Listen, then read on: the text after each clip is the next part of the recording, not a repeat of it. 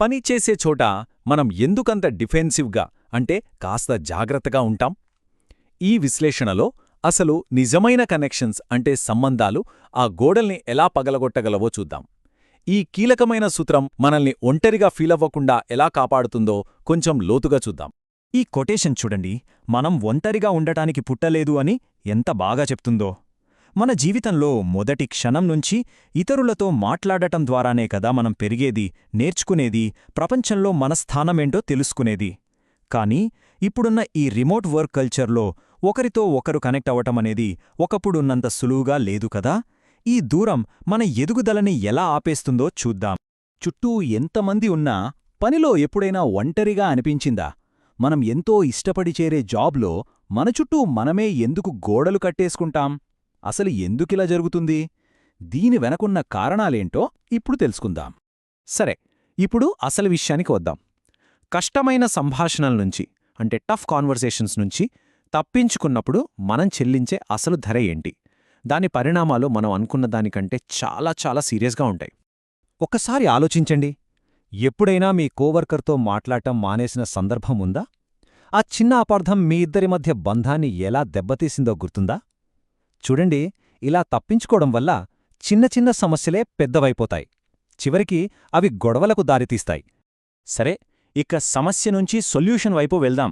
ఇదంతా మన మైండ్ సెట్ని మార్చుకోవడంతోనే మొదలవుతుంది.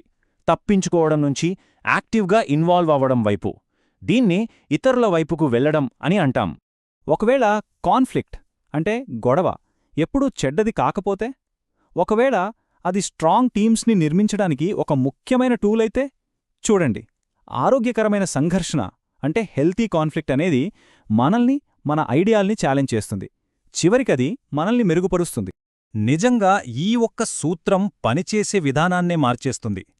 మనం ఎప్పుడైతే నాకు ఏం వస్తుంది అని కాకుండా నేను ఏం ఇవ్వగలను అని ఆలోచించడం మొదలుపెడతామో అప్పుడు సంబంధాలు వాటంతట అవే బలపడతాయి. ఇది చాలా చాలా పవర్ఫుల్ చేంజ్. సరే, థియరీ బాగుంది. ఇప్పుడు కొన్ని ప్రాక్టికల్ టూల్స్ గురించి మాట్లాడుకుందాం. ఈ స్ట్రాటజీస్ నిజంగా గేమ్ చేంజర్స్ లాంటివి. వీటిని ఈరోజు నుంచే వాడటం మొదలుపెట్టచ్చు. మొదటిది, అద్దాలను కనుగొనడం. అంటే ఏంటి? మనకు నిజం చెప్పే మనుషులు అన్నమాట. మనం వినాలనుకున్నది కాదు, మనం వినాల్సిన నిజాన్ని చెప్పేవారు. ఒకసారి ఆలోచించండి, మన లైఫ్లో అలాంటి అద్దాలు ఎవరున్నారు? ఓకే, మొదటి టూల్ మనల్ని మనం అర్థం చేసుకోవడానికే. మరి రెండవది, ఇది ఇతరులతో కనెక్ట్ అవ్వడానికే. ఈ విశ్లేషణలో ఇదే అత్యంత ముఖ్యమైన భాగం. 5 లోతైన సంభాషణలు. బలమైన సంబంధాలు కట్టుకోవడానికి ఇదొక పవర్ఫుల్ ఫ్రేమ్వర్క్. ఈ 5 సంభాషణలు మన వర్క్ రిలేషన్షిప్స్లో క్లారిటీని, ఒకరికొకరు సింక్లో ఉండేలా తీసుకురావడానికి డిజైన్ చేయబడ్డాయి. మరింక ఆలస్యమెందుకు, ఒక్కొక్కటిగా చూసేద్దాం.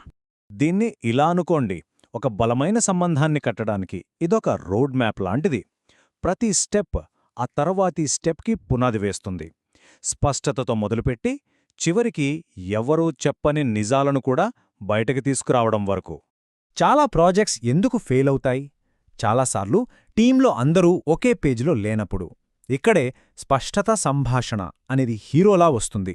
అందరూ ఒకే డైరెక్షన్లో వెళ్తున్నారని కన్ఫర్మ్ చేసుకోవడానికి ఇది చాలా ముఖ్యం. మనం చెప్పకుండానే మన కోవర్కర్స్ నుంచి ఏమేం ఎక్స్పెక్ట్ చేస్తాం? ఒక్కోసారి చాలా ఉంటాయి కదా. వాటి గురించి ఓపెన్గా మాట్లాడటం వల్ల చాలా డిసప్పాయింట్మెంట్స్ని ఆపొచ్చు. ఎవరి బాధ్యత ఏంటో క్లియర్గా తెలిస్తే పని ఎంతో స్మూత్గా జరిగిపోతుందో కదా. సరే, ఇది కొంచెం కష్టమైన సంభాషణ కావచ్చు, కానీ నమ్మండి, ఇది చాలా ఇంపార్టెంట్. మన భయాల్ని ఒకరితో ఒకరు పంచుకున్నప్పుడు మనం ట్రస్ట్ని బిల్డ్ చేస్తాం. ఒకరికొకరు ధైర్యం చెప్పుకునే ఒక సేఫ్ ఎన్వైరన్మెంట్ క్రియేట్ అవుతుంది. పనిలో మనల్ని ఇన్స్పైర్ చేసేదేంటి? మన టీమ్మేట్స్కి ఏది మోటివేషన్ ఇస్తుంది? ఈ విషయాలను పంచుకోవడం వల్ల ఒక పవర్ఫుల్ కామన్ గోల్ క్రియేట్ అవుతుంది. ఇది టీంని ఇంకా ఇంకా దగ్గర చేస్తుంది. దీన్ని ఒక రిలేషన్షిప్లో ట్రూత్ సీరంలాగా అనుకోవచ్చు. అంటే మనం అడిగితే తప్ప అవతలి వాళ్లు చెప్పని ఆ చివరి కీలకమైన ఫీడ్బ్యాక్ని బయటకు తీయడమన్నమాట. కొన్నిసార్లు కష్టంగా అనిపించినా ఇది గ్రోత్కి చాలా అవసరం. మరి ఈ స్ట్రాటజీస్ అన్నీ నిజంగా పాటిస్తే ఏమవుతుంది? వచ్చే రిజల్ట్ ఊహకు కూడా అందదు. మన పనిలో, మన సంబంధాలలో ఒక అద్భుతమైన మార్పును చూస్తాం.